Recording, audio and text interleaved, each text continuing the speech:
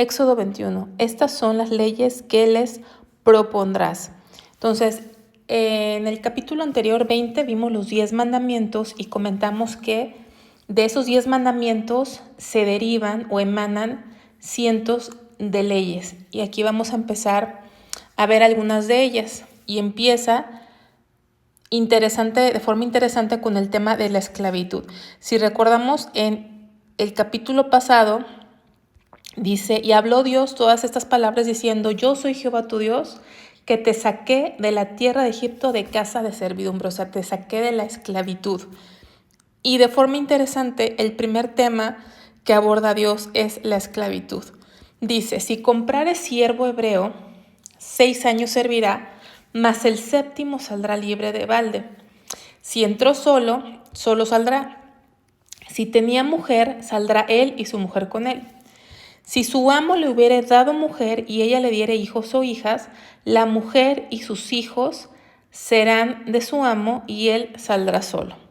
Y si el siervo dijere, yo amo a mi señor, a mi mujer y a mis hijos, no saldrá libre, entonces su amo lo llevará ante los jueces y le hará estar junto a la puerta o al poste, y su amo le horadará la oreja con lesna, que era un instrumento puntiagudo para perforar la oreja, dice, y será su siervo para siempre. Entonces, vemos que el primer tema es la esclavitud. Ahora, es bien importante aclarar que Dios no está de acuerdo con la esclavitud y que la ley de Moisés no estableció la esclavitud. Ese es un gran error que mucha gente tiene en su mente. La esclavitud existe simplemente porque el pecado existe. Porque como hemos repetido, cuando el hombre pecó, a partir de ese pecado, todos los seres humanos que nacemos en esta tierra tenemos una naturaleza inclinada a la maldad, y eso incluye el abuso, la opresión, la explotación, etc. Lo que está haciendo Dios más bien es establecer leyes que regulen lo que ya existe. Ya existe la esclavitud a causa de nuestro pecado, de nuestra forma de ser tan difícil. Entonces, ¿qué hace Dios? Establece leyes que regulan, que limitan, que reprimen esta actividad de la esclavitud con el propósito último, o sea, con el fin de eliminar, o sea, de abolir la esclavitud. Porque a medida que vamos a ir estudiando, nos vamos a dar cuenta que esas leyes están diseñadas para que no exista la esclavitud. Vamos a ir viendo una parte, pero a medida que estudiamos más capítulos, vamos a ir entendiendo más y más acerca de este tema. Entonces, primero tenemos que ver que los siervos, que son los esclavos, ¿cómo se convertían en esclavos? Bueno, generalmente se convertían en esclavos cuando no podían pagar una deuda. Si tenían una deuda y no podían pagar, entonces ellos se vendían como esclavos. Tenían que trabajar para pagar esa deuda, porque así es. No puedes ir por la vida debiendo cosas y no pagarlas. O sea, Dios es un Dios justo, tienes que pagarlas, y por eso a veces se convertían en esclavos, o cuando habían robado y no tenían cómo pagar, pues se convertían en esclavos, o porque nacieron dentro de la esclavitud por padres esclavos, o también a veces alguna doncella era vendida aparentemente como esclavo, pero era con la intención de que fuese en el futuro desposada con el amo, ¿no? Con algo así, es algo cultural. Entonces así se convertían en esclavos. Y aquí está regulando, o sea, no puede servir más de 6 años. O sea, va a servir 6 años y en el 7º va a salir libre. En el 7º año va a salir libre. ¿Qué quiere decir? Que aunque ese esclavo no haya alcanzado a pagarte la deuda, vamos a suponer que te robó tanto o te debe tanto que equivale a 20 años de trabajo, aún así esa persona no puede estar más de este tiempo, que son 6 años, o sea, al 7º año tiene que salir, ¿sí? Al 7º año sale, no puede estar, excederse de este tiempo. Entonces ahí estamos viendo que Dios está limitando la esclavitud. Y aquí está diciendo que si él entró solo, saldrá solo. Si tenía mujer, saldrá él y su mujer con él. Pero aquí dice que si su amo fue el que le dio mujer y ella le dio hijos e hijas, cuando llegara a su 7º año, cuando llegara a su año de salida, él tenía que tomar una decisión. O salía solo o entonces la otra opción era voluntariamente decidir ser siervo de forma permanente, o sea, para siempre, aquí estamos. Y si el siervo dijera, yo amo a mi Señor, a mi mujer y a mis hijos, o sea, yo amo a mi Señor, a mi amo, ¿no? Me trata tan bien, porque les digo, las leyes estaban hechas para que el siervo fuese tratado súper bien. Y aunque las deudas, les digo, aunque las deudas fueran más largas, no podían estar más de 7 años. Entonces, como eran tratados muy bien, que hasta le daban esposa y tenían sus hijos ahí, etcétera, y decía, bueno, amo tanto a mi amo a mi esposa, a mis hijos, yo no me quiero ir sin ellos, yo quiero ser siervo voluntario, ¿no?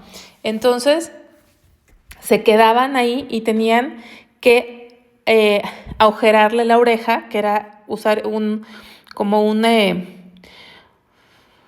un aro, algo en la oreja, era como símbolo de esclavitud, de que él había decidido ser esclavo para siempre, ¿no? Y aquí vemos una enseñanza. Esta es una enseñanza importante porque vemos a Cristo en esta enseñanza. Este siervo, porque el siervo por excelencia es Cristo. Él es el siervo por excelencia, por amor de su Padre. Vamos a ver Salmo 46.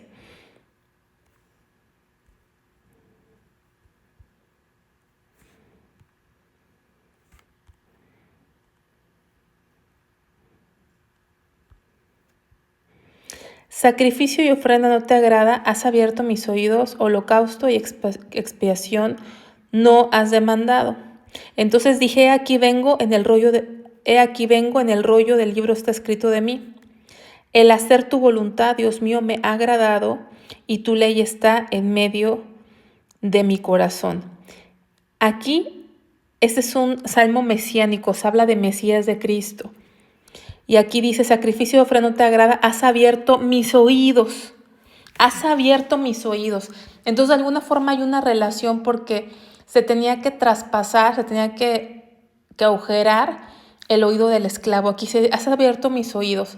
Él es el siervo por excelencia porque él vino a hacer su voluntad. Dice, entonces, he aquí vengo, en el rollo está escrito de mí, el hacer tu voluntad, Dios mío, me ha agradado. O sea, Cristo tipifica a este siervo que voluntariamente se hace siervo permanentemente por amor, ¿sí? Entonces, he venido a hacer tu voluntad. Yo soy tu siervo. Has abierto mis oídos. Vamos a Filipenses 2:7.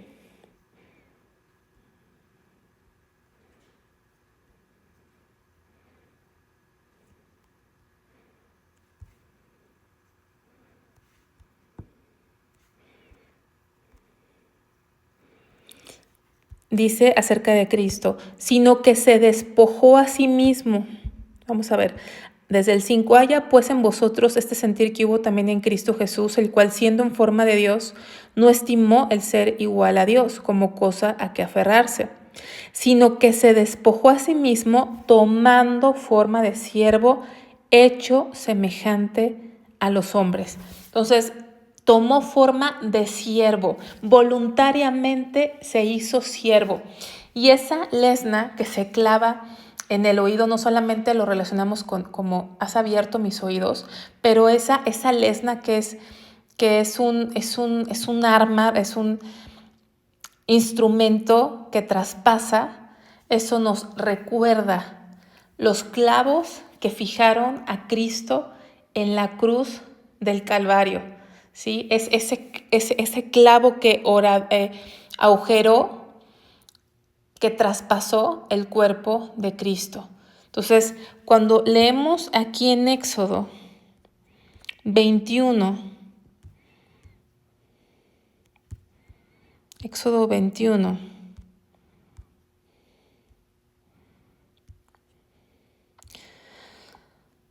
dice, y su amo le horadará la oreja con lesna. Ese traspaso que se hace nos recuerda la cruz de Cristo, ¿no? Y por ese amor, o sea, estamos viendo en este siervo que lo hace voluntariamente. ¿Por qué? Porque ama a su amo y ama a su esposa y a sus hijos. Entonces el Señor Jesús ama a su Padre y amó a su esposa. ¿Quiénes son su esposa? La iglesia. Aquellos creyentes nacidos de nuevo, aquellos que han puesto su fe en Dios, son la esposa de Cristo, la esposa del Cordero, y por amor, Él se hizo siervo, y por amor Él fue traspasado, por amor fue a la cruz del Calvario, sin ninguna necesidad de ir. Siendo libre, Él decidió ir. Por eso Juan capítulo 10 dice que nadie le quitó la vida, sino que Él la dio voluntariamente, como este esclavo que estamos viendo, que voluntariamente se deja traspasar, se pone esa marca de esclavo por amor. Y esta escena que estamos viendo nos debe llevar, cuando vemos ese amor de Cristo que se hizo siervo, nos debe llevar a nosotros a tener el mismo sentir. Por eso en Filipenses 2,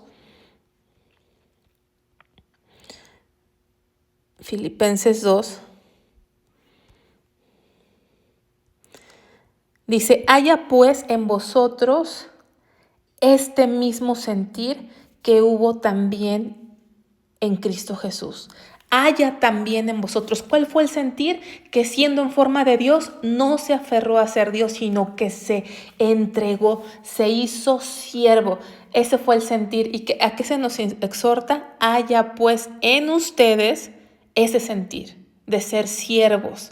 Y entonces, ¿qué vemos en la palabra de Dios? Vemos a los apóstoles constantemente declarándose siervos de Cristo. Vamos a ver aquí mismo en Filipenses 1:1. Pablo y Timoteo, siervos de Jesucristo.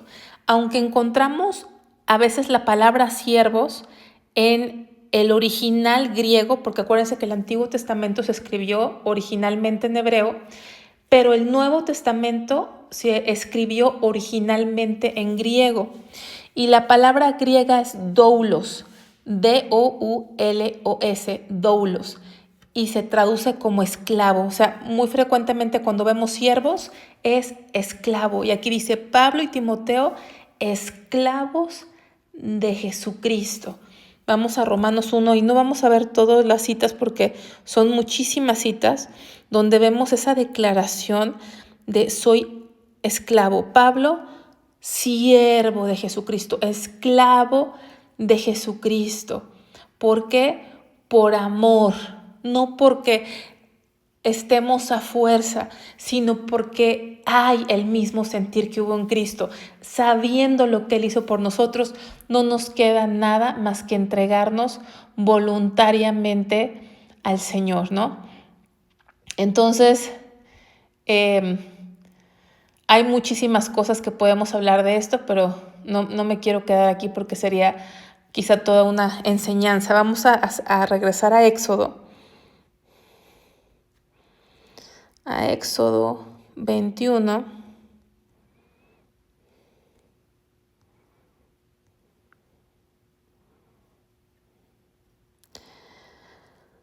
Dice, y cuando alguno vendiere su hija por sierva, no saldrá ella como suelen salir los siervos.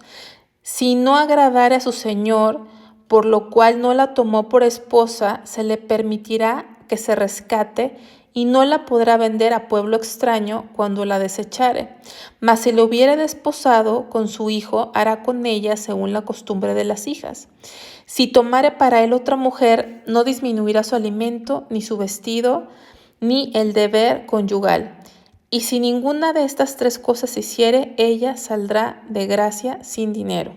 Aquí estamos viendo el caso de que por alguna costumbre se daba a la hija como sierva, pero con el fin de que se fuera a ser escogida como esposa de el hijo del amo. Esa era la finalidad, ¿no? Y de alguna forma proteger a esta hija.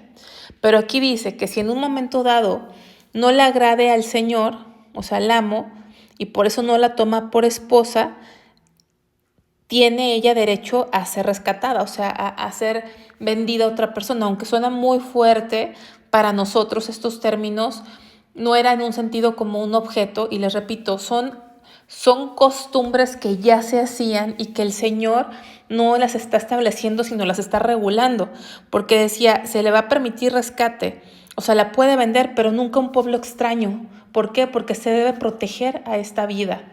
Se deben de proteger sus derechos. No se puede vender a una tierra extraña, pagana, idólatra, que puede correr su vida a riesgo. Tiene que ser dentro de su pueblo para que esté protegida por las leyes de Dios, esta persona, ¿no? Y ahora dice, más si lo hubiera desposado con su hijo, o sea que dice, bueno, quiero que se case con mi hijo, entonces dice, hará con ella según la costumbre de las hijas, o sea, se va a casar y se van a seguir todas las costumbres de esto, pero si a final de cuentas no se la da a su hijo como esposa, sino que escoge otra mujer por cualquier razón, tienen obligaciones con ella. O sea, si están fijando, no vivía como esclava. ¿Por qué? Porque dice que si a final de cuentas no se casa con ella o no la toman por mujer, siguen obligados a tratarla como si fuera la señora de la casa y la esposa. Dice, no vas a disminuir su alimento, ni su vestido, ni el deber conyugal. El deber conyugal realmente aquí es la provisión, la casa, la habitación. Entonces, si estamos viendo, esta mujer no era tratada como una esclava, alguien de segunda categoría, como un animal, ¿no? O sea, estamos viendo que tenía todos los derechos de una señora de la casa. Y si por alguna razón no la tomaban como mujer, la podían redimir, o sea, que alguien la tomara, pero dentro del pueblo para que estuviera protegida. Y si no, tenían que darle todas las comodidades y derechos de una señora, aunque no fuera la señora. Ahora, si ninguna de estas aplicaba, o sea, si no podían darle comida, hogar y todos los privilegios de una señora, ni tampoco la podían redimir, ni tampoco se iban a casar con ella, entonces ella tenía todo el derecho a salir libre. Entonces, si lo vemos bien, era una protección para esta mujer, ¿no? Dice, ahora vamos a pasar, ya vimos la parte de la esclavitud, y realmente algo importante es que las leyes de la esclavitud son totalmente diferentes a las paganas, porque los no creyentes maltrataban tremendamente a los esclavos, y aquí vivían con grandes privilegios. Es lo que vamos a ir descubriendo a medida de esto. Otra diferencia es que los paganos tenían la costumbre de marcar a los esclavos con alguna seña del amo, de quién era el dueño, los marcaba, ¿no? Ahora la gente se hace tatuajes, no sé qué significa realmente esto, pero como si fueran dueños de algo. Pero vamos a ver algo interesante acerca de Pablo, porque repito, los paganos marcaban a sus esclavos como si fueran ganado, pero aquí hay una declaración que hace Pablo muy interesante, ya para cerrar el tema de la esclavitud. Gálatas 6, 17. Dice, de aquí en adelante nadie me causa molestias, porque yo traigo en mi cuerpo las marcas del Señor Jesús. O sea, está diciendo, yo tengo las marcas en mi cuerpo del Señor Jesús, o sea, yo soy esclavo por amor. Entonces Pablo está declarándose, ¿no? Como ese esclavo. Tengo las marcas, no que se marcara o se pusiera un tatuaje, sino que vivía y padecía todo todos los padecimientos de ser un siervo del Señor, ¿no? Persecución, azotes, y pueden ser muchas más cosas, pero no es el tema. Pero él decía, estoy marcado, o sea, soy siervo, soy esclavo, nadie me moleste, nadie me diga nada, yo soy siervo, soy esclavo por amor del Señor, y tenaz así que en mi cuerpo llevo las marcas, ¿no? Las marcas de ser su siervo y de padecer por él. Vamos a continuar aquí en Éxodo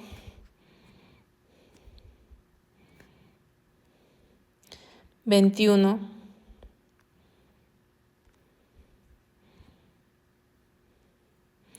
Continuar con otro tema. Ahora dejamos la esclavitud y vamos a leyes sobre actos de violencia. Dice, el que hiriere a alguno haciéndole así morir, él morirá.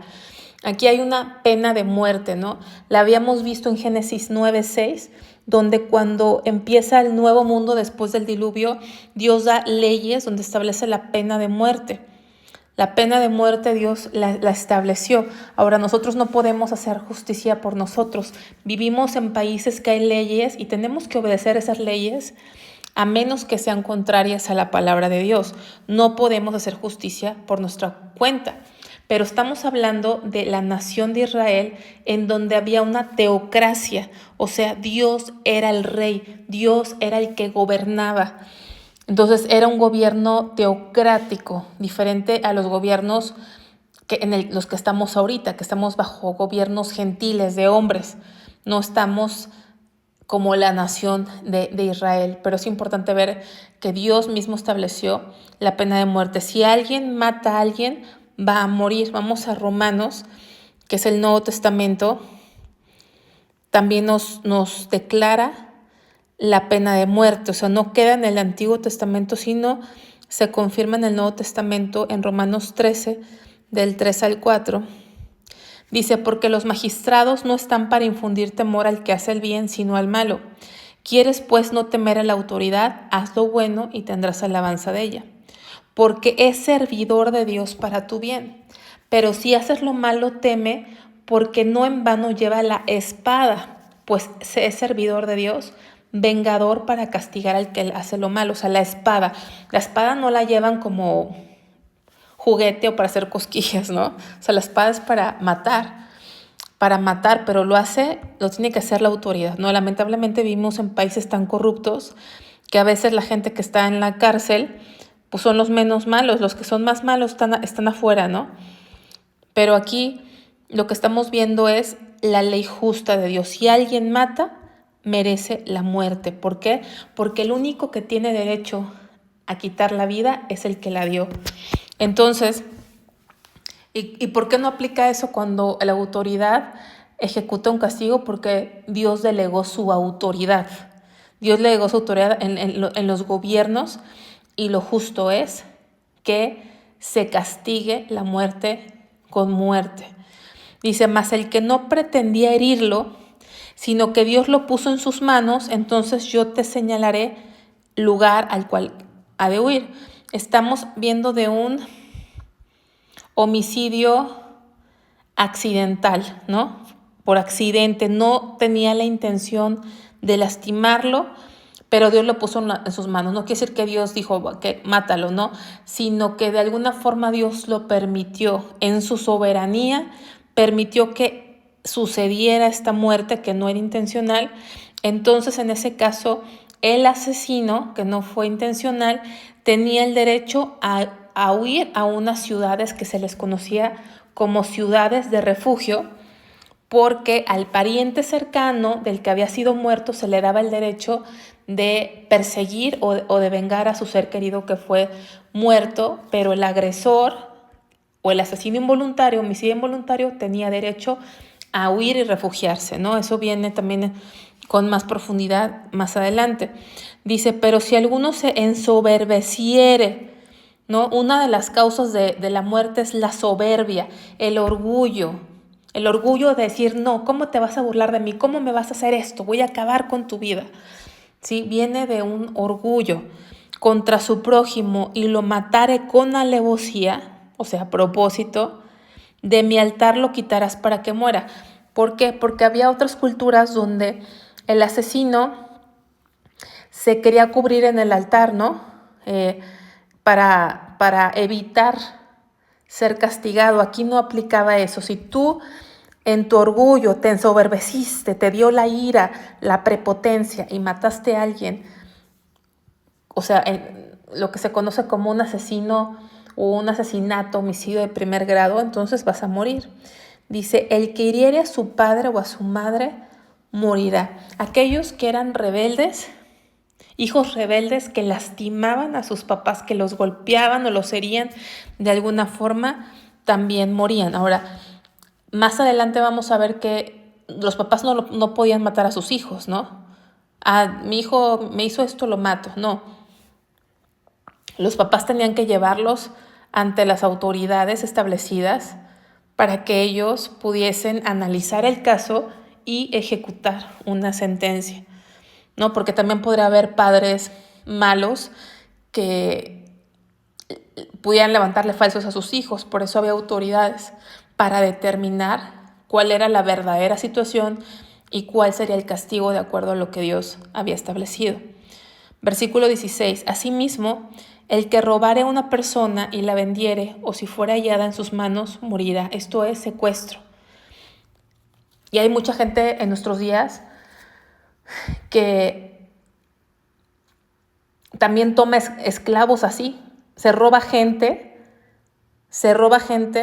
no nada más los narcotraficantes o los carteles, sino hay gente empresaria que se roba gente de ranchos, porque lo he visto, porque conozco casos cercanos, se roba gente de ranchos y se los lleva a trabajar a sus campos o a sus fábricas contra la voluntad de ellos y los tienen en condiciones de explotación. Lo mismo con todos los esclavos africanos que se los robaban y se los llevaban como esclavos. Todo eso Dios lo aborrece. Y aquí lo estamos viendo. Si te robabas una persona y la vendías, tú merecías la muerte. Entonces, aquí está clarísimo que Dios está en contra de todas esas prácticas de la esclavitud. Igualmente, el que maldijera a su padre o a su madre morirá. O sea, no nada más es el que lastimara a su padre o a su madre, sino aquellos que los maldijeren, que los trataren mal verbalmente, merecen la muerte. 18. Además, si algunos riñeren y uno hiriere a su prójimo con piedra o con el puño, y éste no muriere, pero cayere en cama, si se levantare y anduviere fuera sobre su báculo, entonces será absuelto el que lo hirió. Solamente le satisfará por lo que estuvo sin trabajar y hará que le curen. Entonces aquí pasa de que hay problemas, ¿no? ¿Por qué? Porque por la misma razón que hay esclavitud. ¿Por qué? Porque somos malos, porque tenemos ira, porque no sabemos contenernos y entonces dos personas se agarran a golpes y uno queda lastimado gravemente y cae en cama y está incapacitado y no puede trabajar. Pero dice que si esa persona que estuvo incapacitada se recupera, el que lo hirió, ¿qué va a hacer? O sea, tiene que darle como una indemnización o recuperarle todo el tiempo que no pudo trabajar y asegurarse de darle toda esa darle lo que está perdiendo por estar incapacitado hasta que se recupere. Entonces, ¿qué pasaba? Pues que mejor no te agarrabas a golpes, ¿no? Porque si tú eres el que perdías, pues a lo mejor te mataban o ibas a estar lastimado. Y si tú eras el más fuerte y lastimabas a otro, a final de cuentas tú tenías que mantener a esa persona hasta que se recuperara. Entonces, pues realmente salías perdiendo. Así que mejor pensabas más antes de meterte con alguien a los trancazos, como decimos aquí en México, ¿no? Versículo 20. Y si alguno hiriere a su siervo o a su sierva con palo y muriere bajo su mano, será castigado. Aquí no está hablando de tratar a un esclavo mal, de maltratarlo, no. Sino que a veces se ponían castigos, ¿no? No dice que hizo el siervo, pero podían hacer cosas también malas, muy malas.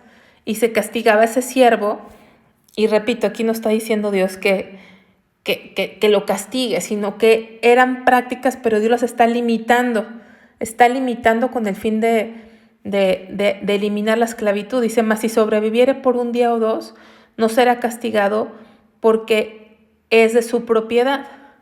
Entonces, en este tiempo se consideraba al esclavo como un objeto, ¿no? Como propiedad privada, como si fuese un objeto.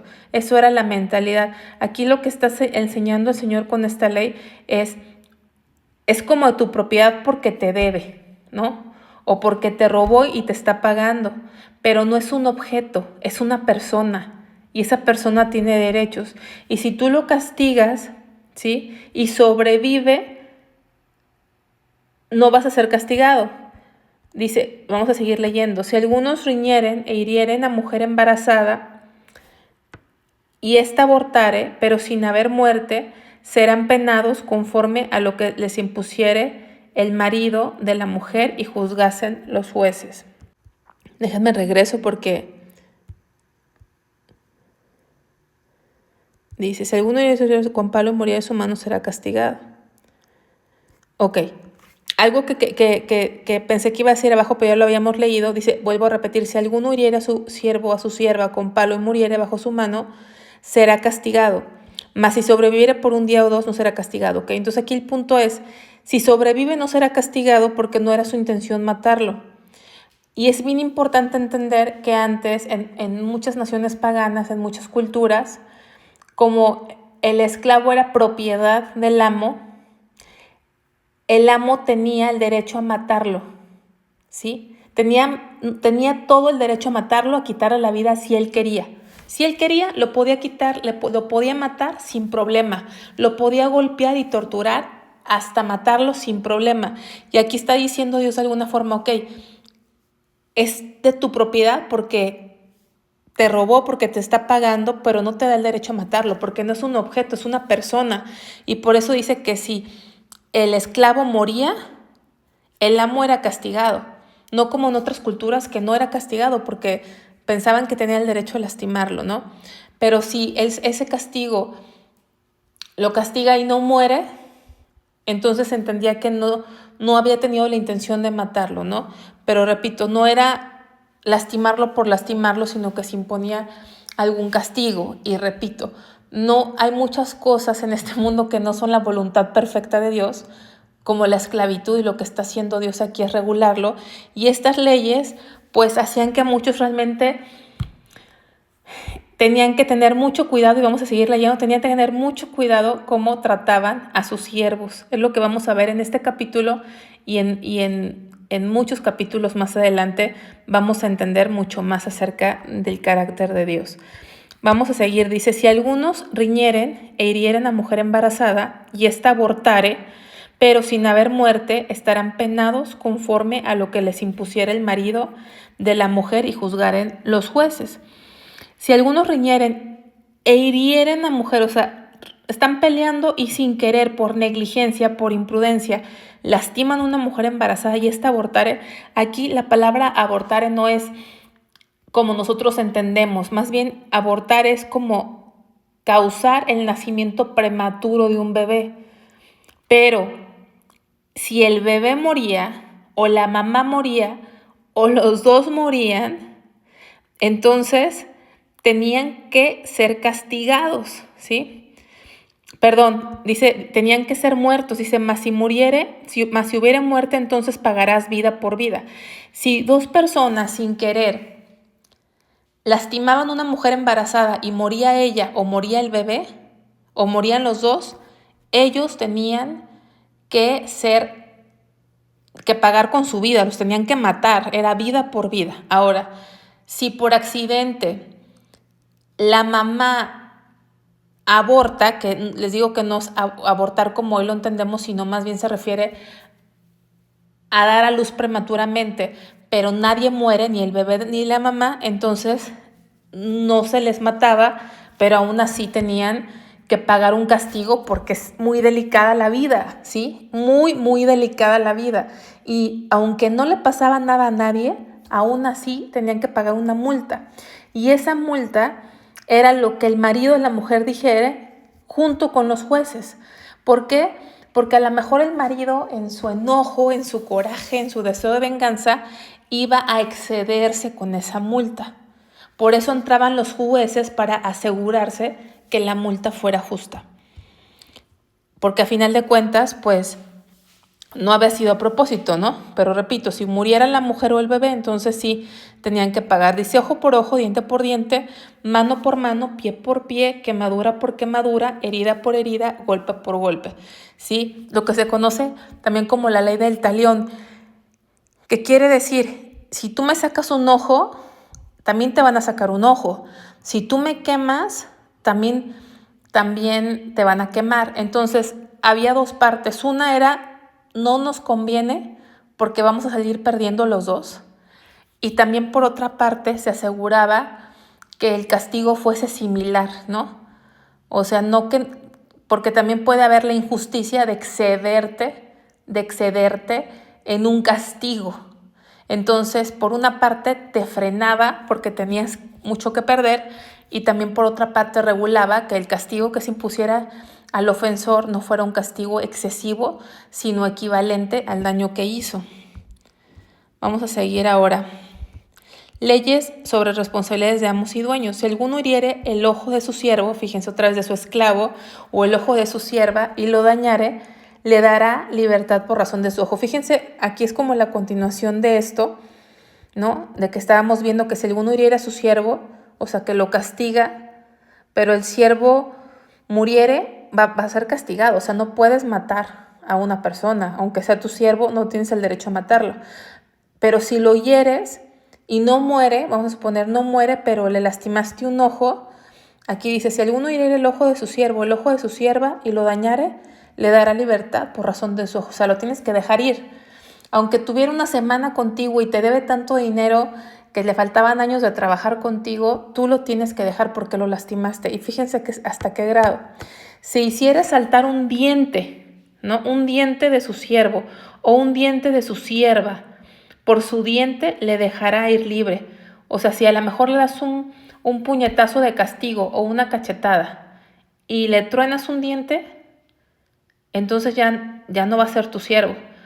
Aunque te deba años de trabajo, lo tienes que dejar ir. Entonces, ¿qué está haciendo?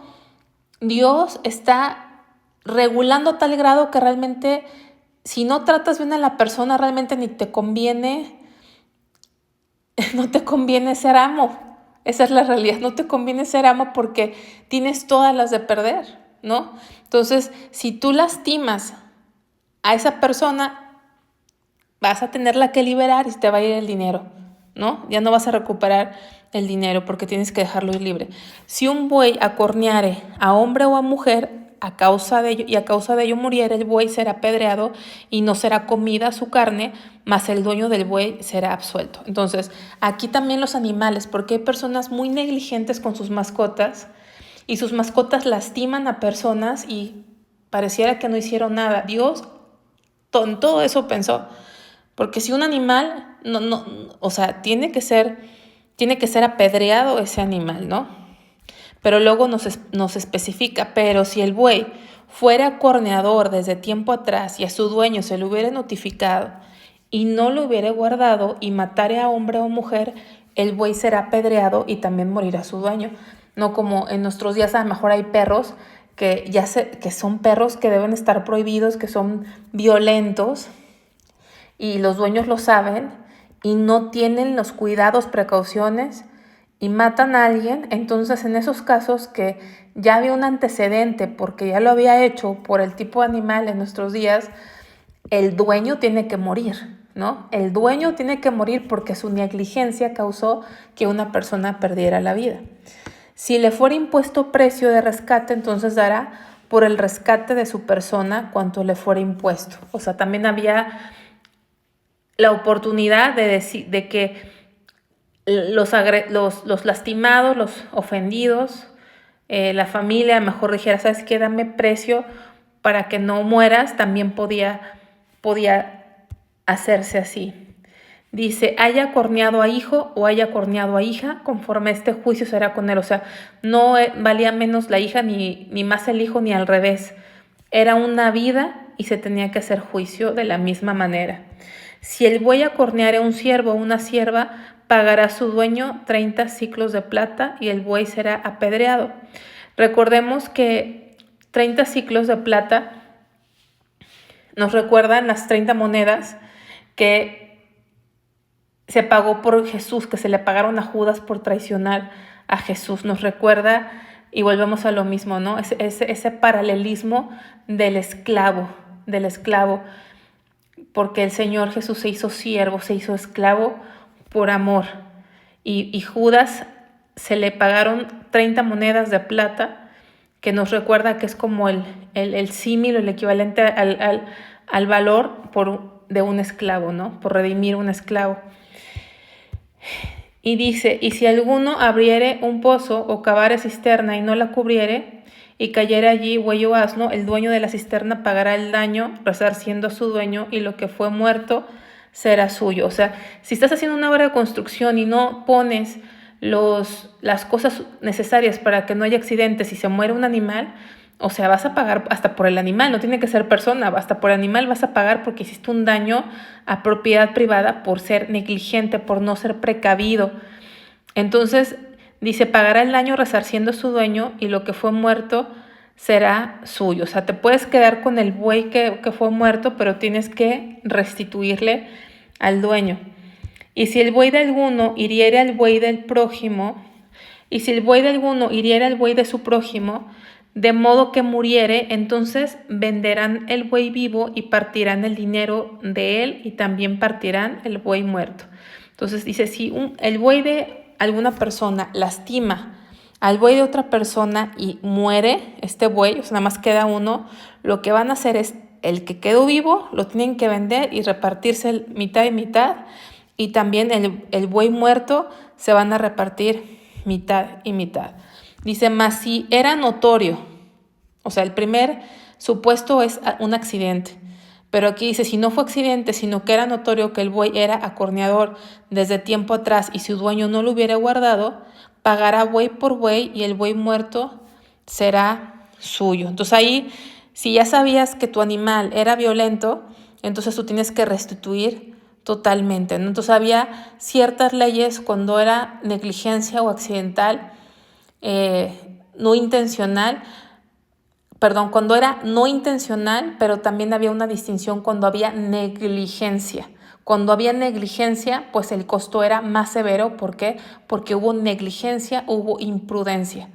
Entonces, estamos viendo todas estas regulaciones y qué nos ayuda a conocer el carácter de Dios, que es un Dios justo, y en qué nos ayuda también en entender que necesitamos nosotros, cuando hagamos algo, hacernos responsables de las cosas que hacemos. Y eso no es sencillo, pero hay que hacerlo. Como es el salmista, aquel que aún jurando en daño suyo, no por eso cambia. Ser íntegros a pesar de que pudiese representar una pérdida para nosotros. ¿Por qué? Porque Dios es justo.